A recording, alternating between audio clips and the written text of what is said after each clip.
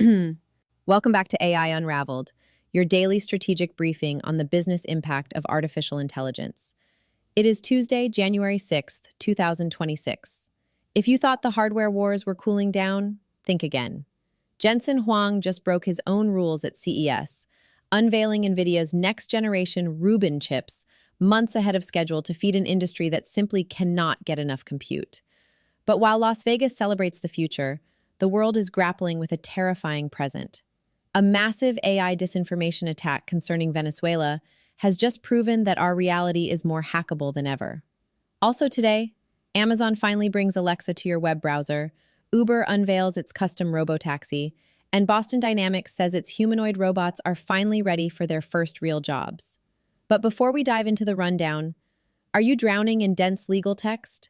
generation.Mind is the new audio intelligence platform that turns 100-page healthcare or energy mandates into 5-minute executive briefings. Whether you are navigating Bill C-27, Canada, or the CMS 0057F interoperability rule, USA, our AI agents decode the liability so you don't have to. Start your specialized audio briefing today at jamgamind.com. This podcast is created and produced by Etienne Newman, senior software engineer and passionate soccer dad from Canada. Now let's unravel the news. Welcome to the Deep Dive.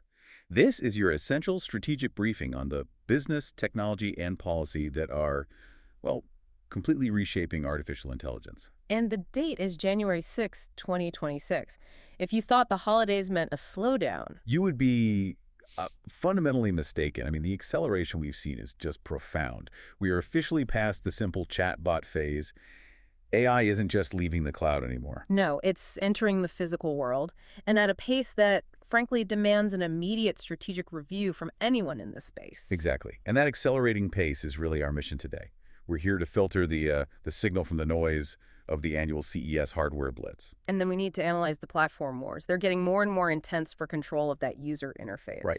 And finally, we have to confront the most immediate societal risks. I mean, from disinformation literally warping our reality to AI taking on these incredibly intimate roles as digital doctors and, well, even childhood companions. So this deep dive is really tailored for you. If you're an investor, a business leader, a developer, you need to shift from being reactive to being proactive for Q1 and really for the rest of the year. We're unpacking the collision between AI hardware and the physical world, the battle for digital control, and, I guess, the hacking of human perception itself.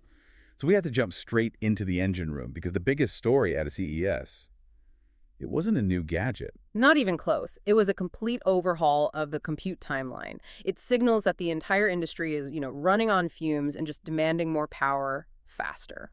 Okay, let's unpack this. The headline that really caught everyone completely off guard was Nvidia's CEO, Jensen Huang, just breaking with all established tradition. He really did.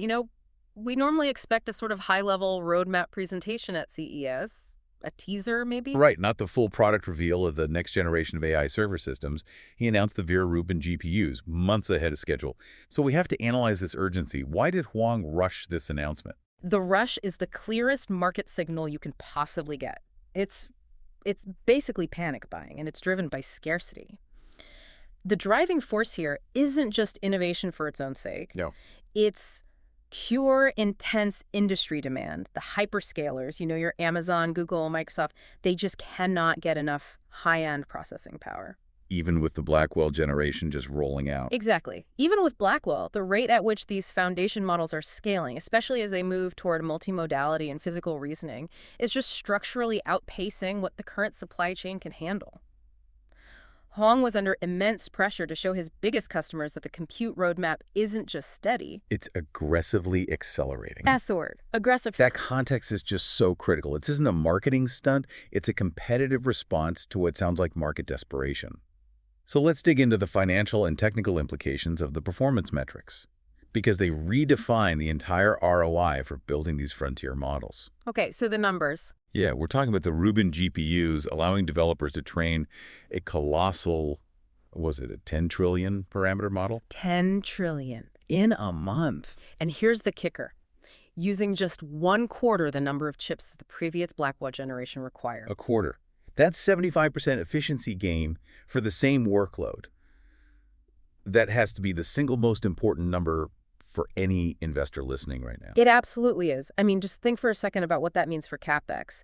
If you're Amazon or Microsoft and you're operating multi-billion-dollar AI infrastructure, a 75% reduction in chip count for the same training capacity, that doesn't just lower your silicon bill. It's the operational expenditure, right? The Your OpEx, it crushes your OpEx. We're talking massive energy efficiency gains, lower cooling requirements, much better physical density in your data centers. It instantly shifts the financial viability of building those huge 10T parameter models from, a strategic gamble to a core competitive necessity. And it puts immediate, immense pressure on the competition. Oh, immense. Competitors like AMD and Intel, who are really trying to get a foothold in this high-end accelerator space. If Nvidia can keep up these generational efficiency leaps, the cost of switching suppliers becomes, well, astronomically high for the hyperscalers. That's the competitive angle. Yep. But what's so fascinating to me is how Huang is explicitly tying this hardware breakthrough back to the physical world. He's moving beyond just generative text. Yes. He said the Rubin hardware is explicitly built for the Omniverse. Which is their strategic pivot. It's the whole pivot. The Omniverse in NVIDIA's ecosystem, it's so much more than just digital simulations. We're talking about creating incredibly high-fidelity, physically accurate digital twins. Virtual sandboxes, basically. Perfect analogy. Virtual sandboxes where complex AI systems, specifically autonomous vehicles and, the humanoid robots we're about to talk about, can undergo exhaustive training. And so why is Rubin necessary for that? What's the connection? Because to accurately simulate physics, I'm talking light, friction, gravity, fluid dynamics, all the chaotic interactions of the real world, that requires orders of magnitude more compute than just generating text or a 2D image. Rubin is the answer to that simulation bottleneck. So every increase in speed and efficiency in this new architecture Directly translates to safer, faster, and more comprehensive development of physical autonomous systems. They can run millions of scenarios in the Omniverse before a single tire touches the real world. This is the foundation. It's the layer upon which the entire physical AI revolution is being built. If you can't simulate reality at scale, you can't deploy it safely, period. Okay, so Rubin solves the compute bottleneck for simulation and training. But as we both know, raw compute isn't enough. You need this software layer that allows these machines to, reason like a human, especially in these messy physical environments. And that brings us to NVIDIA's other huge announcement at CES Alpamayo. It's a new family of open source AI models and tools. And Huang called this the ChatGPT moment for physical AI. That's a bold claim. It's very bold, but I think it's strategically sound. The technical core here is Alpamayo 1, which is a 10 billion parameter chain of thought model. So let's break that down. Chain of thought. What does that mean in practice for an autonomous vehicle? It's the difference between pattern recognition and, let's say, conscious reasoning. Traditional AV systems, they rely really heavily on recognizing patterns from billions of miles of data. But what happens when they hit a true edge case? The kind of thing that has plagued deployment for years. Exactly. Like imagine a four-way stop intersection. The lights are out, it's covered in heavy fog, and a bicyclist is carrying some absurdly large object. Okay. Pattern recognition fails there because the scenario is totally novel.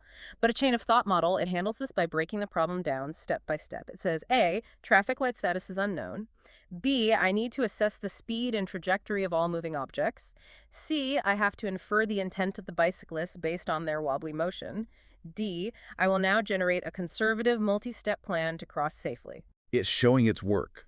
That systematic breakdown is what mimics human reasoning. Yes, and that level of visible processing has to be absolutely crucial for trust, especially when we're talking about deploying these things on public roads where lives are at stake. So how does NVIDIA make that internal thought process visible? Transparency and trust are paramount, and this is where the design of Alpamayo, I think, really shines. The key feature is that the model generates its driving trajectories alongside reasoning traces. So it's like an auditor's log for the AI's decision-making? That's a perfect way to put it. The system doesn't just execute the maneuver. It provides a step-by-step explanation for why it braked at that specific moment, or why it chose to wait for 3 seconds before proceeding. Which for regulators, for insurance companies, and for engineers trying to debug a critical failure, that auditability is just. It's transformative. It moves us away from the old black box problem of deep learning. Okay, now let's talk market implications, because this next part is arguably the most democratizing move in the AV space we have ever seen.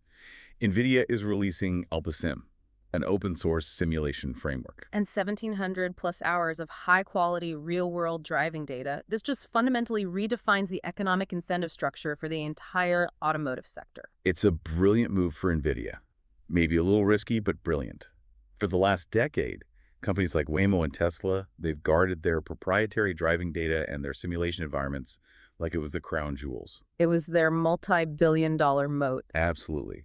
So by open sourcing a state-of-the-art reasoning model like AlpaMayo and the tools to train and test it, Nvidia is leveling the playing field overnight. It means any automaker, any startup, anywhere in the world can now bypass those crushing initial R&D costs that the pioneers had to absorb. But the critics will say, and they have a point, that this is giving away the farm. Isn't Nvidia creating powerful competitors for itself by handing over key safety IP, especially to rivals in other countries? What is the strategic risk they're accepting here? That is the critical tension. Yeah. And I think Nvidia is sacrificing control over the software layer to guarantee what is essentially monopolistic control over the infrastructure layer. Ah. Their bet is simple. Open sourcing AlpaMayo drives massive adoption, which in turn creates an explosion in demand for the underlying compute, namely the Vera Rubin chips we just talked about. They shift from selling specialized solutions to becoming the indispensable infrastructure provider for everyone. So they accelerate the entire market. Yes, ensuring that every single player, whether it's a tiny European startup or a massive Asian automaker, has to buy NVIDIA silicon to run their systems effectively. It's a very calculated risk that validates their long-term strategy. All right, so the software and the chips, they're useless without a body to inhabit. And we are seeing major strategic moves from two titans showing that physical AI is shifting from a concept to an actual product. First up, Boston Dynamics. They're moving the Atlas robot from a mesmerizing viral video star to a final enterprise version. That transition, the focus on consistency, reliability, industrial tasks, that's a huge signal that the humanoid timeline is accelerating fast. It really signals a maturation of the entire field. Atlas is moving off the lab bench and onto the factory floor. They're targeting logistics and heavy manufacturing first. And the enterprise specs are extremely pragmatic. We're talking about a move to an all-electric design, which is far cleaner, quieter, more reliable than the old hydraulic versions. And its capabilities? It can lift 110 pounds. It has a reach of 7.5 feet. That makes it capable of real industrial work part sequencing, heavy load manipulation in tough environments. It's why Hyundai has these concrete deployment goals by 2028. But the true inflection point here, it isn't just the hardware design, it's the software integration. Boston Dynamics and Google DeepMind are integrating the Gemini Robotics AI foundation models into Atlas. This is the collision we've been waiting for. It really is. The world's most impressive humanoid hardware meeting one of the world's most advanced reasoning AIs. This is the moment where physical dexterity meets high-level planning. Huh. You know, traditional industrial robots, they can only do tasks if the environment is perfectly structured. If a tool is just slightly out of place, they fail. Right, they just stop. They just stop. Gemini Robotics AI changes that entire equation. It gives Atlas abstract understanding, the ability to handle novel, unstructured situations. For instance, if a shelf collapses, a legacy robot freezes. But the Gemini-powered Atlas. The Gemini-powered Atlas can assess the damage, generate a new plan clear the debris first, then find an alternate path, and then execute that complex multi-step sequence on its own. It integrates the same kind of reasoning we saw with AlpaMayo, but applies it to manipulation and mobility. So this rapid integration means the path to enterprise-ready, fully intelligent humanoids is shrinking. From 5 years to maybe 2 or 3. Wow. Okay, speaking of concrete deployment timelines, the other major physical AI announcement was the reveal of Uber's production intent robotaxi. And it's set to deploy in San Francisco in late 2026, running NeuroDriver tech. This is not a prototype. It's a commercial plan with a specific geography and a date on the calendar. And it represents a leap in capacity and user focus. Right, a huge leap. It's a modified lucid gravity EV designed as a 6-passenger model that significantly scales up the capacity economics compared to the smaller 2-passenger units we've seen. What about the design? The exterior features, like the roof-mounted LED halo, are all about external communication, confirming its operational status to pedestrians, to human drivers. It's prioritizing safety communication. But for the rider, The critical feature is the interior interactive screen. Let's talk about that rider experience, because for widespread adoption, public trust is everything. It's the whole game. When you step into a vehicle with no human driver, anxiety is the natural reaction. That interactive screen is designed specifically to mitigate that anxiety through radical transparency. How so? Passengers can monitor the car's real-time planned path and, crucially, see the car's driving decisions as they happen. If the car slows down suddenly, the screen might display the reasoning trace. Detected pedestrian moving into crosswalk margin, reducing speed to 5 mph, resuming acceleration when clear. So it's the same auditable reasoning we were just talking about? Exactly, but implemented specifically to build trust and increase passenger comfort. Uber is prioritizing this transparency well ahead of its late 2026 launch because they know the technology only succeeds if people trust it implicitly. So while the industry races toward these fully intelligent, multi-ton robots, which takes enormous capital and long development cycles, there was another clear emergent theme at CES: Audio AI. This is the next frontier for the user interface, and it serves as this excellent, faster-to-deploy bridge between the purely digital world and our physical environment. It's the low-friction entry point for agents, right? That's it. You don't need a multi-million-dollar factory upgrade to leverage advanced voice models. You can deploy them today on devices we already wear. And this is rapidly proving its value in these high-demand, high-friction environments where keyboards and screens are just impractical. We saw immediate wins in accessibility tech. Companies like Serval and Elaher, they debuted new hearing aid technology that uses AI to target signal processing. To cut through background noise and just isolate the one specific voice a person needs to hear, that is a profound, life-changing application of fine-tuned voice AI. And it's highly technical signal processing, right? It requires specialized low-latency AI models running right there at the edge. Exactly. And beyond accessibility, we're seeing the rise of what I call agentic voice capture for enterprise productivity. Subtle Computing introduced their voice buds, which feature high-performance voice isolation models. And the goal there is just perfect dictation accuracy in really difficult environments. A construction site, a busy airport, a loud trade show floor. The fidelity has to be near perfect for voice commands or dictation to be reliable enough for professional work. And then you have this fascinating leap with the Gages Labs Voci Ring.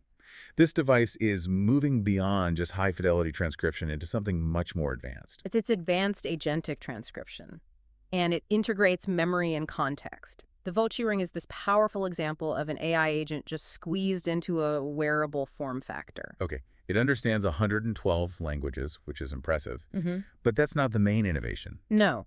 The critical innovation is the agent that summarizes the conversation based on implicit meaning and historical context. This means the agent isn't just transcribing the literal words. It understands that when you say the Jones deal, you're talking about the 3-year negotiation history stored in your professional database. So it can generate a summary that connects the current discussion to those past events. Which moves the device from being a passive recorder to an active cognitive assistant that genuinely understands the nuance of your professional life. And the use case in industrial settings is massive.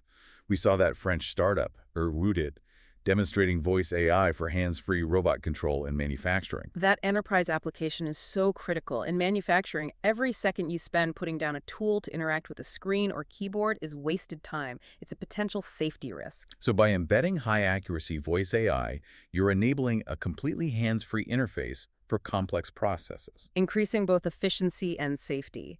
So audio AI serves as this immediate, deployable, conversational bridge between the human operator and the physical machine. It's a vital step while we wait for that long-term vision of humanoid AI to fully mature. Okay, so we've established AI is moving into the physical world, driven by new compute, new reasoning software. But the battle for the digital world, the user's attention, the user interface, and, the very perception of reality, that is intensifying just as quickly. It really is. Let's start with the platform wars, because the giants are all trying to embed themselves as the essential operating layer for all of our interactions. We saw 2 massive, almost symmetrical strategic maneuvers this week from Amazon and Microsoft. Symmetrical is a good word for it.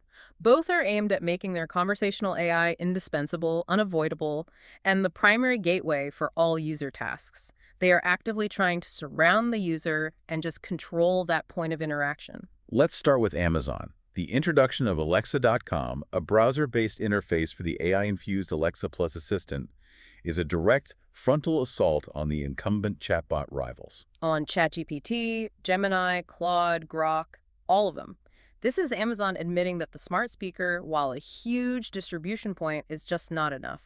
It's insufficient as the ultimate gateway for the conversational AI era. It's a crucial strategic correction. Amazon must have realized that restricting Alexa Plus's most intelligent features to its own hardware, a speaker in the kitchen, a clock in the bedroom, it just limited its utility for the knowledge worker or the heavy consumer researcher. So by bringing it to any browser, they immediately expanded their addressable market for tasks like complex research, writing, high-level planning. It puts it head-to-head with the web-first players. But the real leverage that comes from its agentic ecosystem expansion. And that ecosystem is growing exponentially. It's moving Alexa Plus from a simple voice assistant to a comprehensive task completion hub. Yeah, the new partners. Expedia, Yelp, Angie, Square, they're all joining established integrations like Uber and OpenTable. And this is the strategic difference between Alexa Plus and a foundational model like Claude. Exactly. Claude is a prestige model. It's excellent for reasoning, for long-form analysis, but Alexa Plus is an execution agent. You ask Claude to book a flight, it gives you text. You ask Alexa Plus Ange using its new Expedia agent. It completes the booking. Using your stored Amazon payment details and travel preferences, these new partnerships turn conversational AI into an actionable commerce engine. The goal isn't just to talk to you, it's to transact for you. And the engagement metrics they released, they seem to validate this aggressive strategy. Amazon's reporting that users are shopping and cooking with the assistant at 3 to 5 times the previous rates since the Alexa Plus rollout. Plus, the Alexa mobile app is getting a fundamental chatbot-first redesign. It's a complete pivot of the core user experience, elevating conversational AI from a secondary feature to the main event. Which leads to this strategic tension. It's kind of delightfully awkward for investors, right? Yeah. Amazon is betting billions on Anthropic, on Claude, as a foundational model provider. While simultaneously positioning Alexa Plus in the exact same competitive front-end space. It's a massive, expensive hedge. So why? Why is Amazon willing to fund a powerful competitor while pushing its own proprietary front end? Because they have to be sure they win the end-user interaction. While Claude might be superior in pure reasoning, Alexa Plus has a unique, massive advantage: distribution and habitual use across devices. It is integrated into one of the few actually used AI-integrated device ecosystems on the planet. That installed base gives them a captive audience. A captive audience that rivals like Claude and Grok completely lack in the physical, ambient world. The investment in Claude ensures Amazon has access to top-tier foundational intelligence. But Alexa Plus ensures Amazon controls the customer relationship and, most importantly, the transaction. Okay, so let's contrast that with Microsoft's move, which is equally aggressive but aimed squarely at the enterprise. They are rebranding the entire Office 365 productivity suite to the Microsoft 365 Copilot app. That is a tectonic shift in naming alone that signaled a fundamental change in how knowledge workers will interact with software. By naming the entire suite after the AI assistant, Microsoft is signaling a very clear intent. The AI assistant, Copilot, is no longer just a feature inside Word or Excel. It is the central operating system. It's the interface through which all the productivity tools are accessed and managed. The core apps become features of the AI, not the other way around. So what are the immediate implications for, say, CIOs and IT procurement? It simplifies the narrative for enterprise sales. You're no longer buying Word, Excel, and Outlook licenses. You're buying the Copilot operating system, which integrates those tools. This solidifies Microsoft's position as the essential layer for the enterprise knowledge worker. The goal is to make the entire enterprise dependent on this centralized conversational AI layer. The layer that holds the key to all organizational knowledge, yes. So if you synthesize both Amazon and Microsoft strategies, the goal is crystal clear. Both giants are trying to establish their conversational AI as the essential, unavoidable layer across the entire spectrum of human tasks. From buying a flight to writing a quarterly report, the conversational interface is the new battlefield for monopolistic control. Okay, so moving from platform control to the control of perception, we have to talk about the Venezuela crisis on January 3rd, 2026. This incident, I think, serves as the definitive global inflection point, where the line between fact and hyper-realistic fiction was just obliterated. It proved that our collective reality has effectively been hacked by advanced AI tools. The speed and the sheer scale of the disinformation that surrounded the Venezuela crisis were, frankly, terrifying. We saw this high-stakes geopolitical event, the U.S. attacking targets and arresting President Nicolas Maduro. On charges of narco-terrorism and corruption, no less. And this real event was immediately overrun by a fabricated reality, created in real time by highly accessible AI tools. Describe the incident itself. What specific fabricated content was circulating, and why was it so effective? The information landscape was instantaneously corrupted. Within minutes of the official news breaking, a cascade of sophisticated deepfakes just flooded social media platforms. What kind of things? We saw manipulated videos showing American troops landing in Caracas, scenes of cheering crowds welcoming this foreign intervention, and I think most powerfully, these hyper-realistic, fabricated images of President Maduro being led away in handcuffs by agents wearing DEA vests. And these weren't crude Photoshop jobs. No, not at all. These were high-fidelity, photorealistic deepfakes, and they were tailored specifically to confirm existing political biases and narratives, which made them so much more believable. And the velocity was staggering. The sheer volume must have just overwhelmed any fact-checkers. It was overwhelming by design. NewsGuard fact-checkers later confirmed that 5 completely fabricated photos and 2 manipulated videos achieved massive viral circulation. The fake photo of Maduro in custody. It generated millions of views on X alone within an hour. And it wasn't just random people sharing it. That's the critical part. We saw figures like local politicians, including the mayor of Coral Gables in Florida, unintentionally sharing this fabricated content. It highlights how even informed, politically engaged people couldn't distinguish truth from fiction in the heat of the moment. So by the time official channels could clarify the real situation, that yes, Maduro had been arrested, but the specific visual evidence circulating was completely fake, the narrative had already set, the damage was done. The public's confidence in any media surrounding the event was fundamentally shattered. Even verified images and videos released hours later by official channels were met with intense suspicion. Claims of them being staged. Exactly. This is the textbook case of AI tools, advanced image generators, conversational models like Grok designed for high-speed content generation, being weaponized to sow confusion and chaos before the truth can even get its shoes on. Our ability to trust our own eyes and ears has been compromised. So if AI is the primary weapon in this war on reality, the sources also pointed out that AI is becoming a necessary ally in fighting back. We have to fight fire with fire. It's the only viable defense mechanism. We have to scale AI-powered verification tools just as fast as the generation tools are scaling. We have to highlight essential infrastructure like the tool Matia del WhatsApp. The WhatsApp ant. Right. Developed by Efecto Cocuyo. It's an AI chatbot designed specifically to help Venezuelans verify circulating rumors and disinformation in a country where press freedom is severely limited and traditional media is often suppressed or mistrusted. So how does a tool like that operate effectively in such a high-friction environment? It creates a trusted, low-barrier verification channel.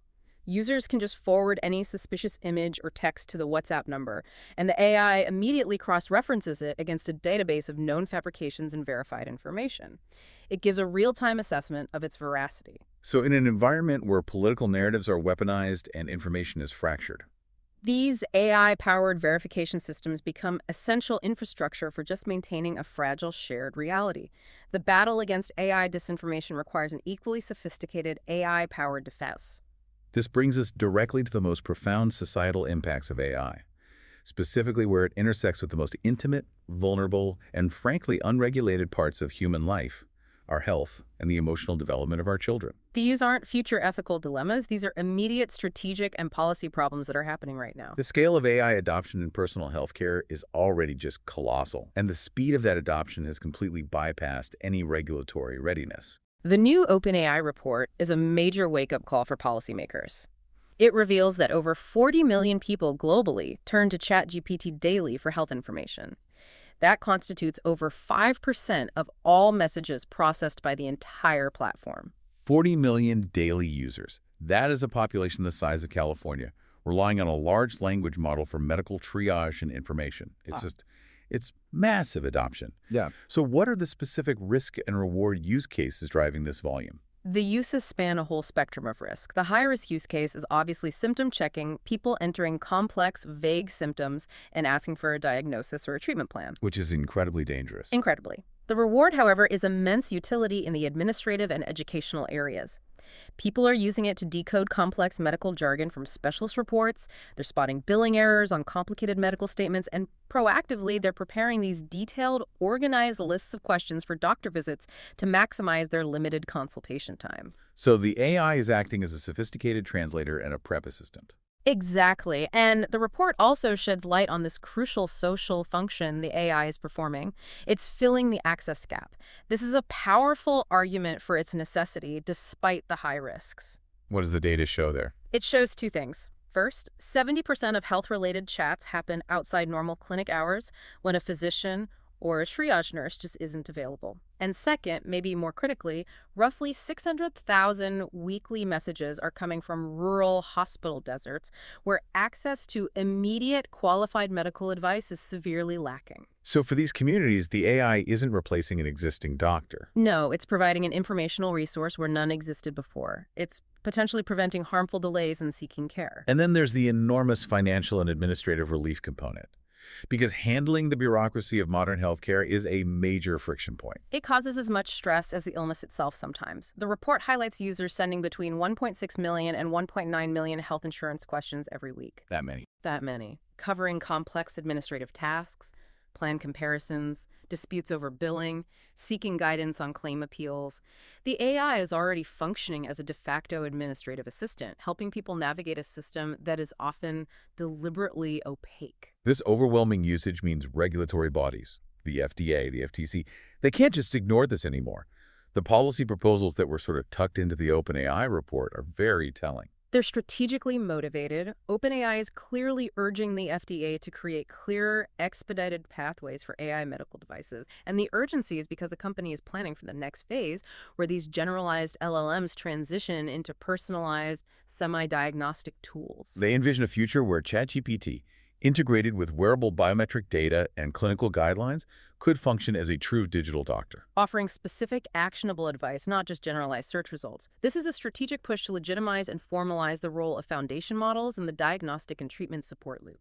They're demanding regulators either create specific guidelines for these AI as device applications, or risk having the technology run entirely outside of their oversight.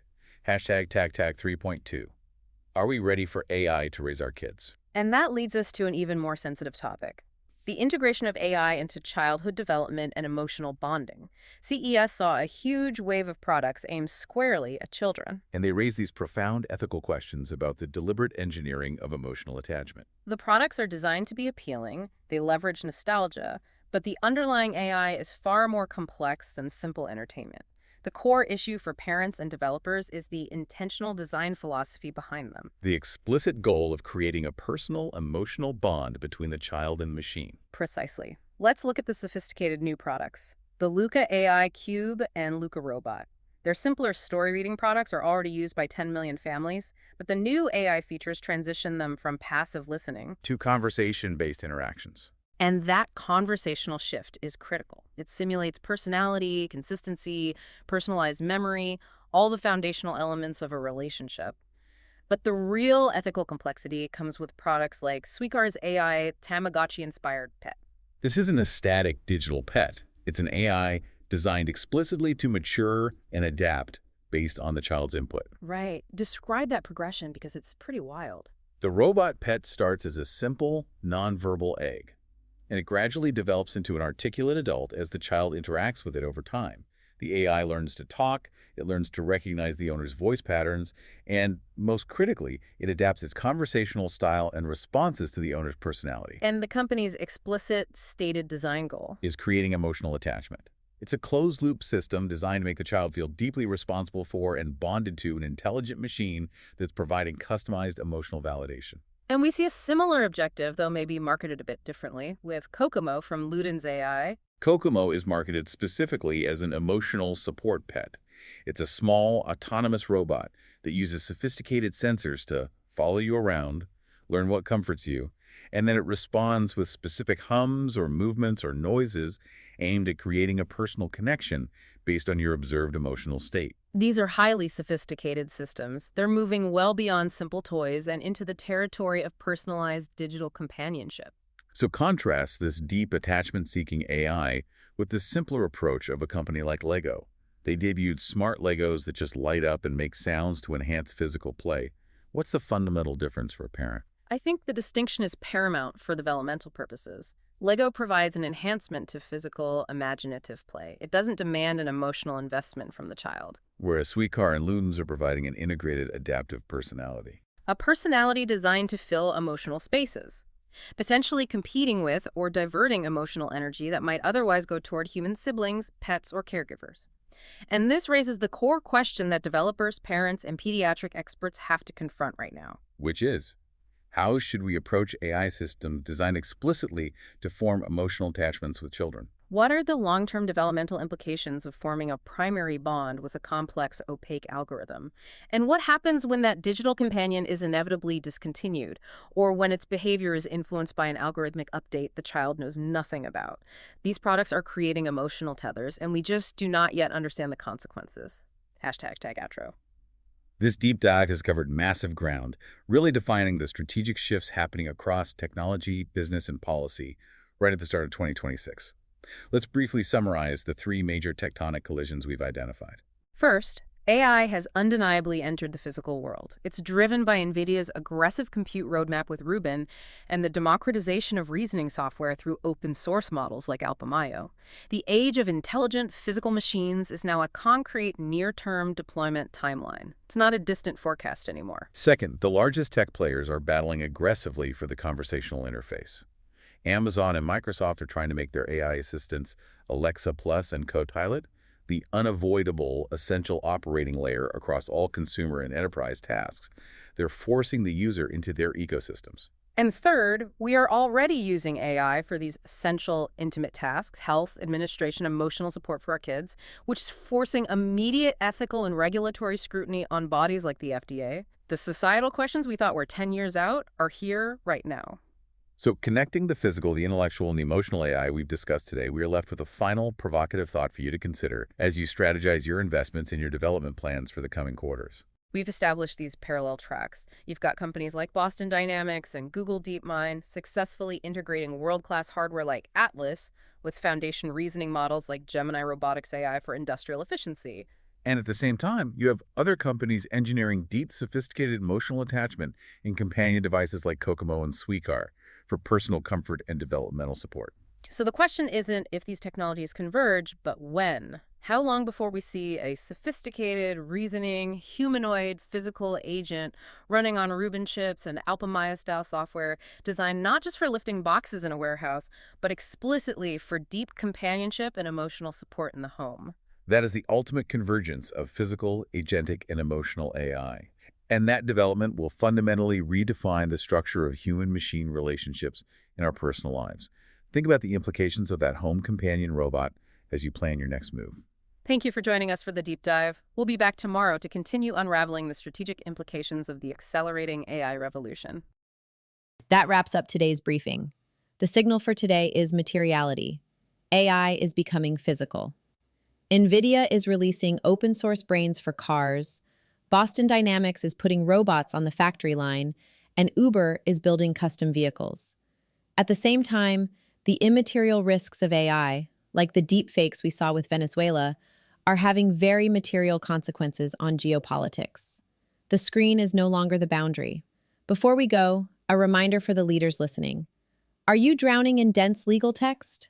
JamgaMind is the new audio intelligence platform that turns 100-page healthcare or energy mandates into 5-minute executive briefings.